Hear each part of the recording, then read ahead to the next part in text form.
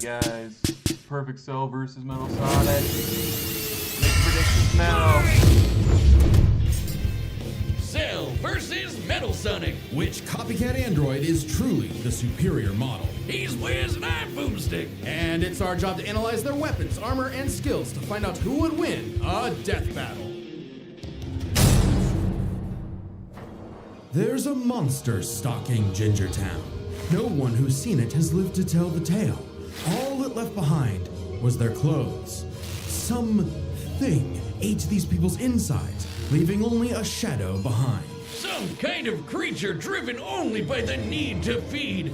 Earth's new apex predator, the ultimate life form. The Namekian Piccolo went to investigate this manslayer and discovered that it was intelligent. Its tail could unravel to absorb its hapless victims and add their energy to its wretched gestalt. But the nightmare was only just beginning, because for its last trick, somehow this freak of nature knew the Kamehameha. The mystery of this creature's origin was decades in the making.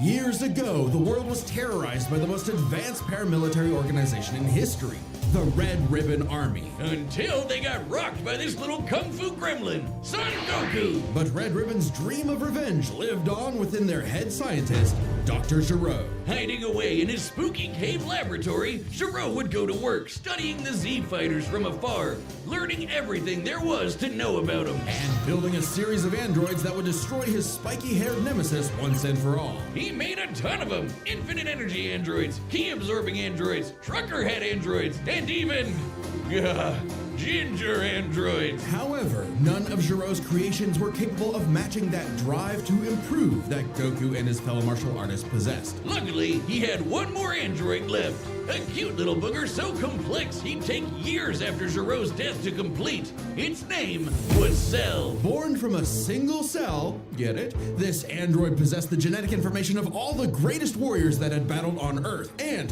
when fully evolved, Kermit would the become Frog, shout out to unstoppable. Artemis. And with their DNA, Cell absorbed all their powers and techniques too. Common among all of them is the power to manipulate ki, or the energy that exists in all living things, and weaponize it to fire energy blasts, fly at faster than light speeds, move things with telekinesis, and create force fields. From the humans, Krillin and Tien, Cell knows the multiform technique, Destructo Disc, and the Tri-Beam, his extra special favorite. Oh, weird, I'm not seeing Chaozu on this list. Sorry, bud. Is Chaozu human? Oh. Okay. Cell can fire the Death Beam, as well as breathe in and travel through the vacuum of space with the alien genes of Frieza and his father. And because he's got Piccolo's DNA, Cell can regenerate humongous damage to his body at the cost of some ki. Cell has survived having half his body vaporized multiple times, and cannot be destroyed unless the small cluster of cells at the core of his being is eradicated. Should that little bugger survive, Cell will always return, even stronger than before because of the Saiyan DNA he got from Goku and Vegeta.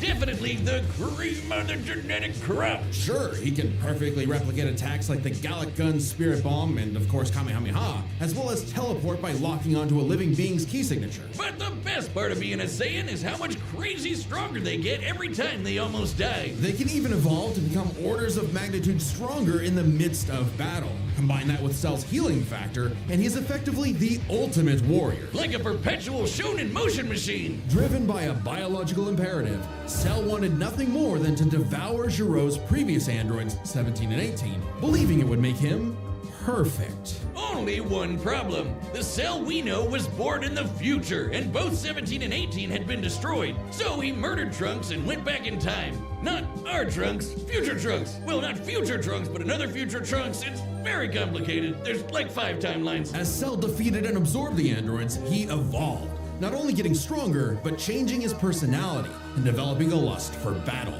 He became less creepy bug serial killer and more, well, Saiyan.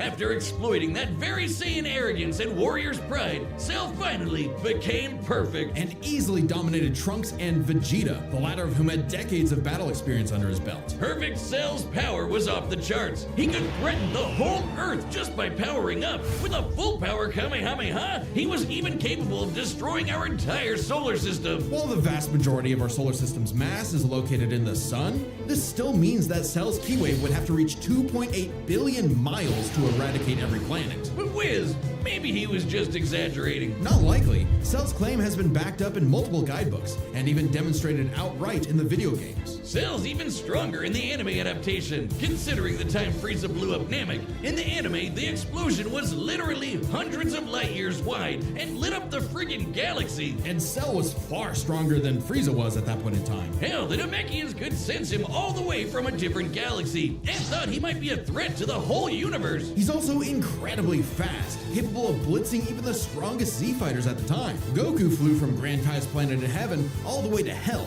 hundreds of billions of light years in half a minute. And that was in his base form. Yeah, that's cool, but how about the power to squeeze mini Cell Juniors out of your butt? What? Never heard of that key technique? Call it the Kegel. Perfect Cell was entirely without peer and, no longer wedded to Giro's petty grudge, decided to prove it with a tournament. The Cell Games! And if Goku couldn't even beat him, what hope did anyone else have? Vegeta couldn't even handle a Cell Jr. Their last hope was Goku's own son, Gohan. After Cell arrogantly let him power up, Gohan unleashed his rage, pushed the bug monster to his absolute limits, and beat him. Wow, Cell, you really are related to Vegeta, aren't you? In truth, Cell was a victim of his own success. The same Saiyan genes that made him all-powerful also sowed the seeds of his defeat. He got so mad he even blew himself up. Maybe he does have some Chaozu in him after all. Even that wasn't enough to totally put him down, and he came back with the same Super Saiyan power-up that Gohan had just unlocked. Super perfect Cell! Now with more lightning, in a battle for the ages, Cell put the entire weight of his biological programming against one lone Saiyan, and went the distance. But in the end, it still wasn't enough. No matter how brilliantly Dr. Gero copied the Z-Fighters, he still couldn't quite figure out their knack for going beyond. What can be destroyed can always be rebuilt. All it takes to recreate the most fearsome warrior in the universe is one single Cell. Hey, real quick, did you know Death Metal launched our own tabletop gaming channel? It's called The Nightly Brew. We're doing Dungeons & Dragons, Blood on the Clock Tower, and a bunch of other stuff. I'd love if you could check it out. We just finished our campaign through the old school Tomb of Horrors, the most infamous dungeon in D&D history. Here's a clip. You quadruple in size and bump into multiple of the columns. There's no way you can fit in this room without touching columns. So you begin floating up This is my into last the air character. as giant balloon soot drifts closer to the demon face. When he gets just a couple feet away from the mouth, soot disappears. Oh, Aaron's crying. You were like, oh, this dungeon's terrible. It's the most, like, everybody dies. It's the hardest thing. And I was like, we've got this, these other sessions. And then we hit this fucking room, and I am at my limit. I hate this with all of my being.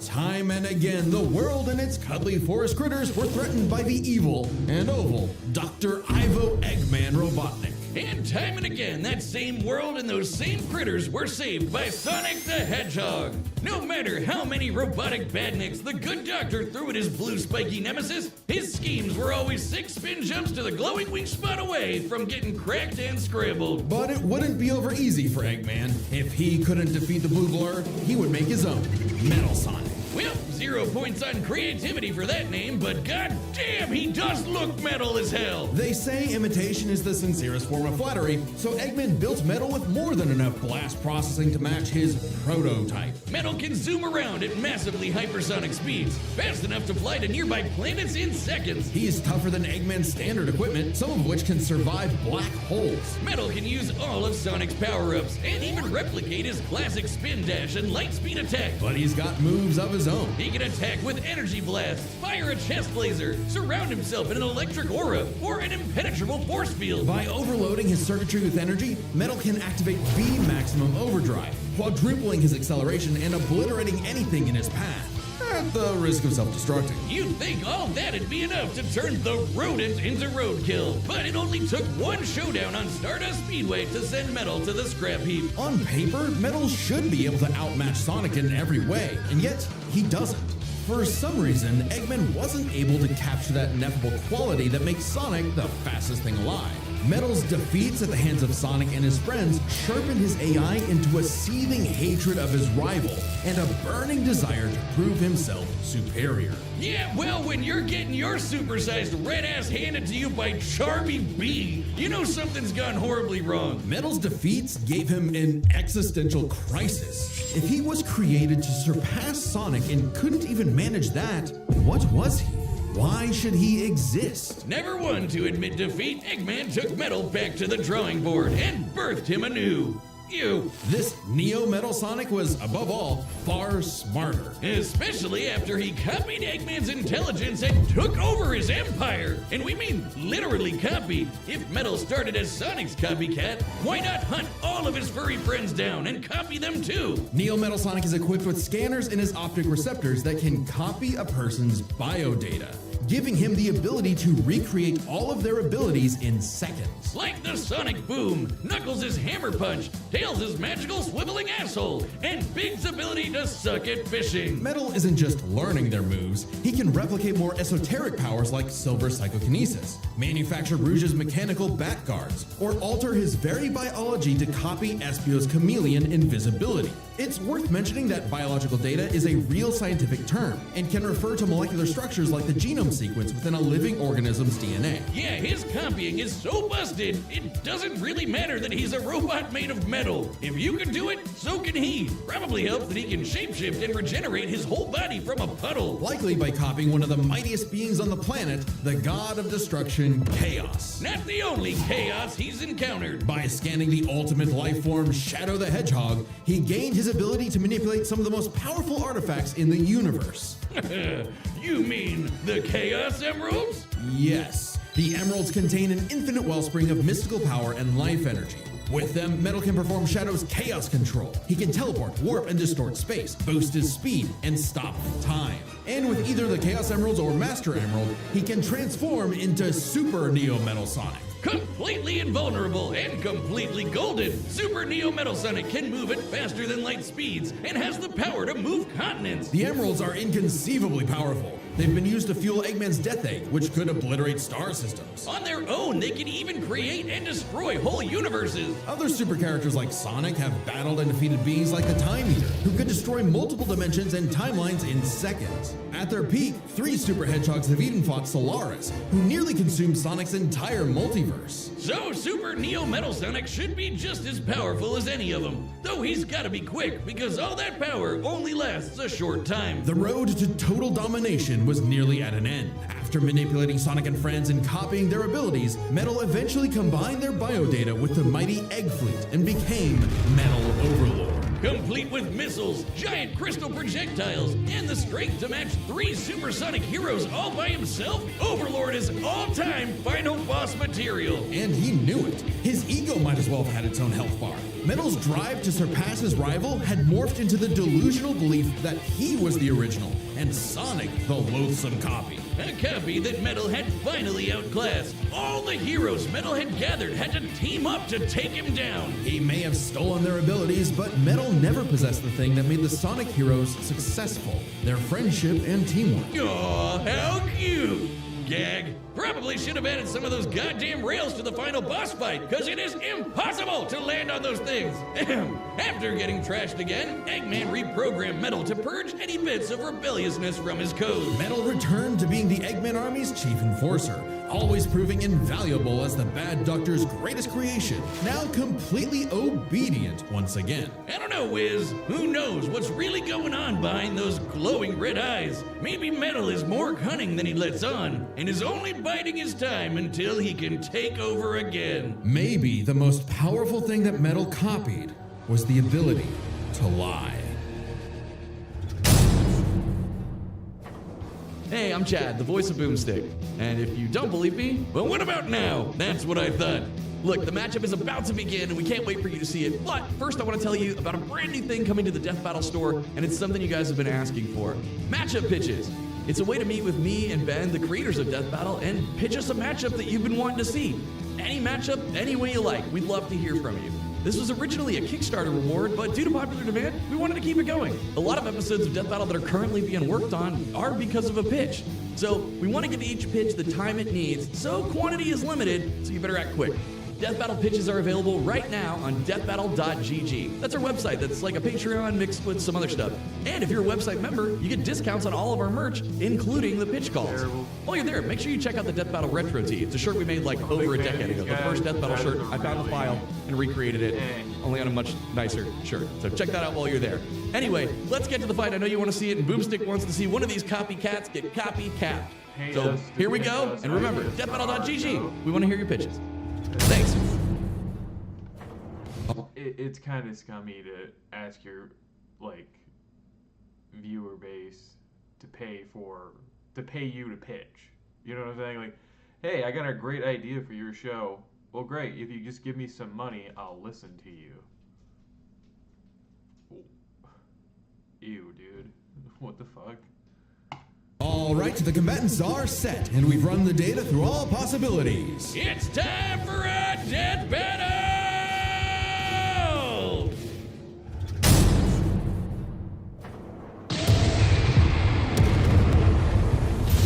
Salutations, Dr. Robotnik. Your reputation precedes you.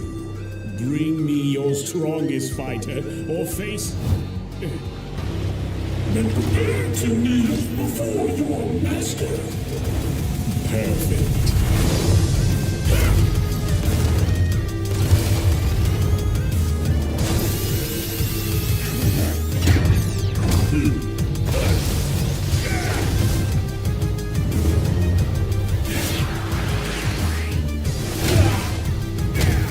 Devil Artemis is so fucking talented, everybody.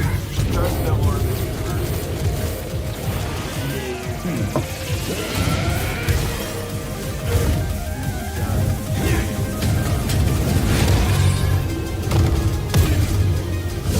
Tell me, does a machine like yourself ever experience fear? Not anymore!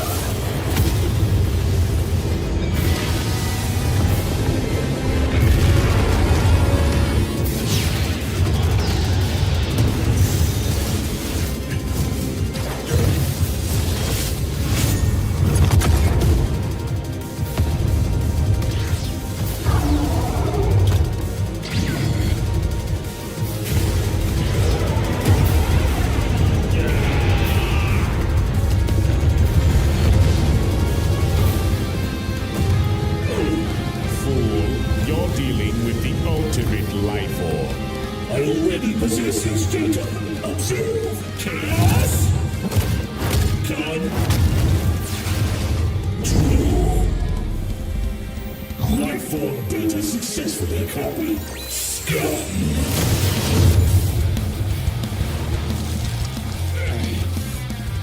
It'll take more than that to kill me, puppet!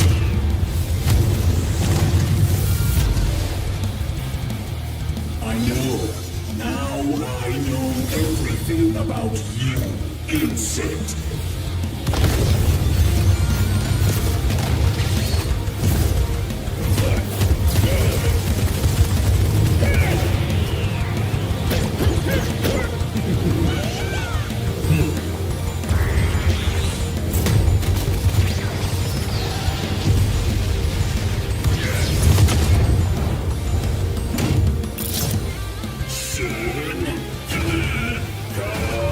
Don't you dare.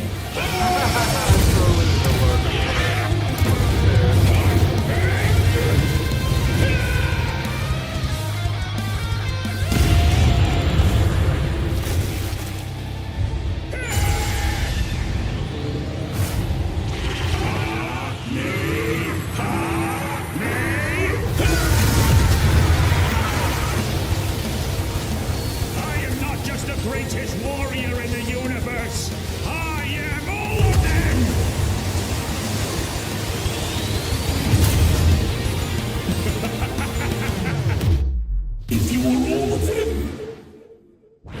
in Soma. I'll never lose to a machine like...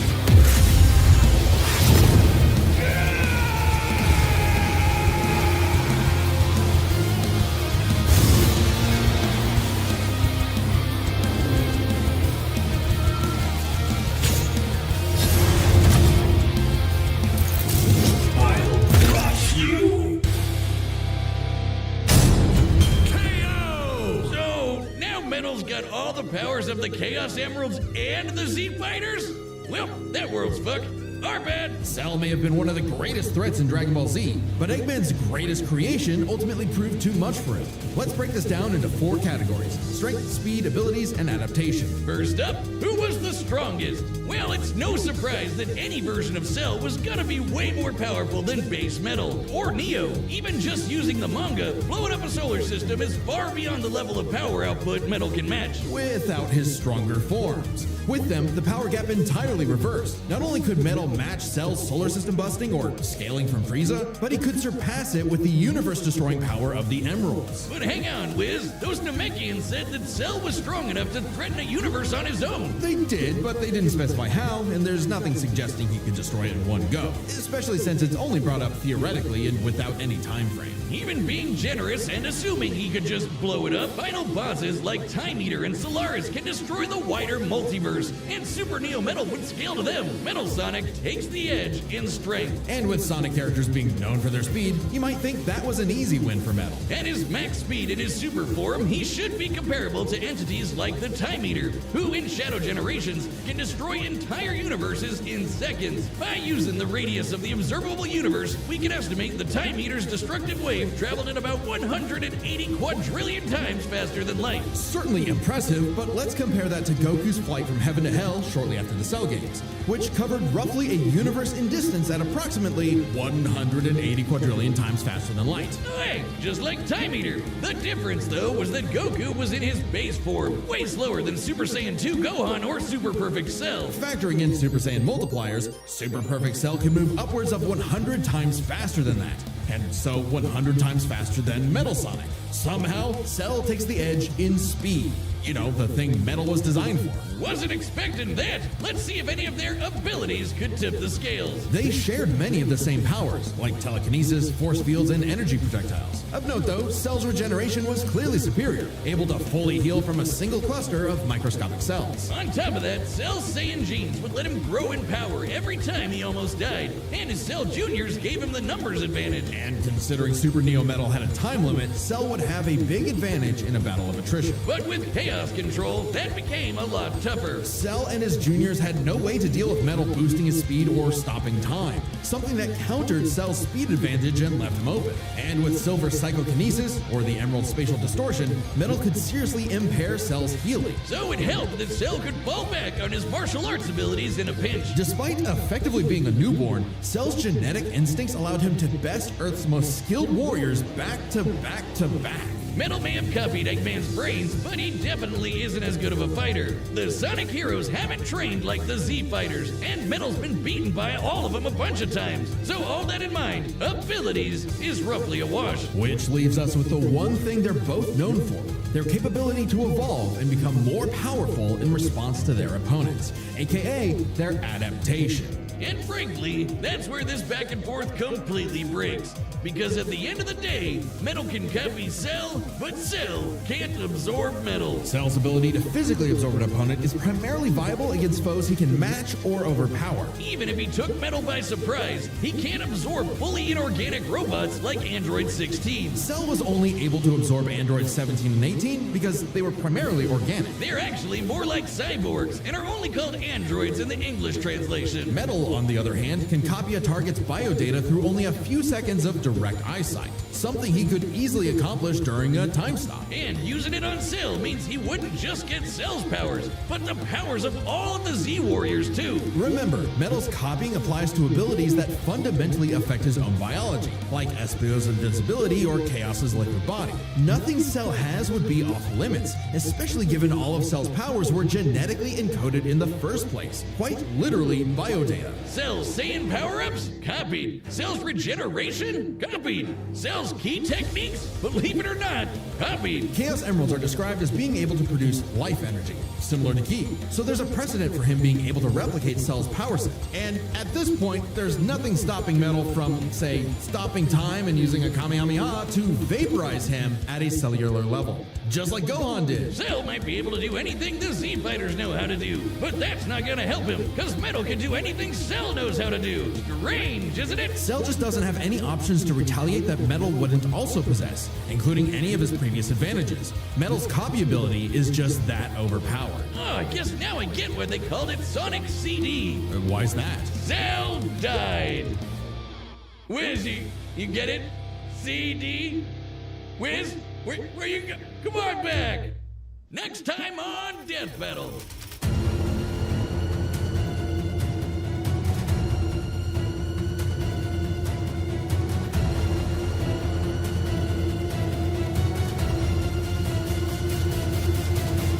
Subscribe and join as a member to see more Death Battle. Thanks for watching.